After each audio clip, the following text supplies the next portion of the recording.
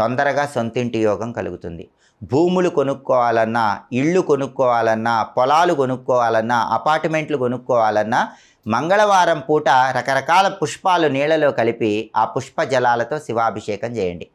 కుజుడి అనుగ్రహం కలుగుతుంది. తొందరగా గృహయోగం సిద్ధిస్తుంది.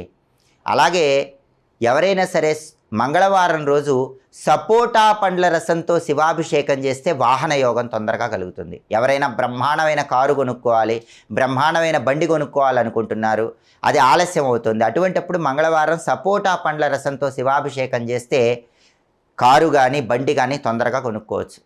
శత్రుబాధలు ఎక్కువగా ఉన్న వాళ్ళు ఎవరైనా సరే మంగళవారం పూట ఖర్జూర పండ్ల రసంతో శివాభిషేకం చేస్తే ఆ శత్రుబాధల నుంచి తొందరగా బయటపడవచ్చు. అదేవిధంగా బుధవారం పూట శివాభిషేకం చేసేటప్పుడు గరిక పోచలు కలిపిన నీళ్లతో శివాభిషేకం చేయండి. దానివల్ల మీరు పోగొట్టుకున్నటువంటి ధనం